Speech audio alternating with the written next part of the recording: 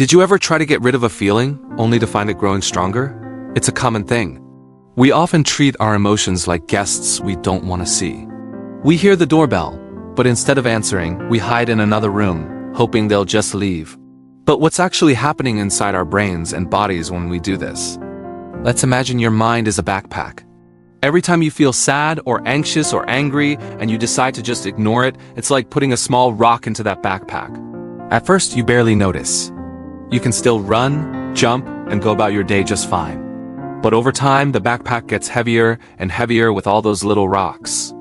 Eventually, you get so used to the weight that you don't even realize you're carrying it anymore. The first thing that happens when we avoid our feelings is that we start to lose our ability to feel the good ones, too. You can't be selective. When you shut the door on sadness, you accidentally close the window on joy. This is something called emotional numbing. You might notice that things that used to make you laugh or feel excited just don't have the same impact anymore. The world starts to feel a little less colorful. Meanwhile, those feelings we've ignored don't just vanish. They find a new home in our bodies. Have you ever had a gut feeling or felt a knot in your stomach when you were nervous? That's a real physical sensation. When we don't process emotions like stress or worry, our bodies can get stuck in a low-level alert mode. This can show up as headaches, tight shoulders, constant fatigue, or even stomach problems.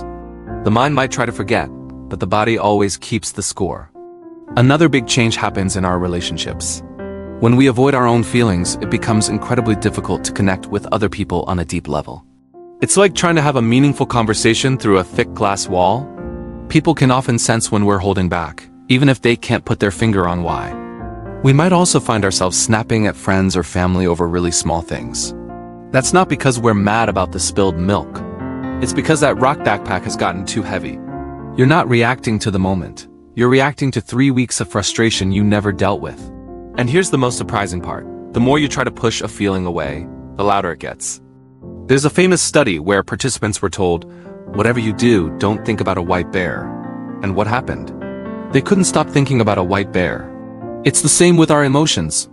If you constantly tell yourself, "Don't be sad," your brain actually spends more of its energy scanning for sadness, making it even more present. The emotion you resist persists. Think of it like trying to hold a beach ball underwater in a swimming pool. You can do it. It takes a lot of effort and energy to keep it submerged, but you can hold it down. However, the longer you hold it there, the more pressure builds up. Eventually, your arms are going to get tired.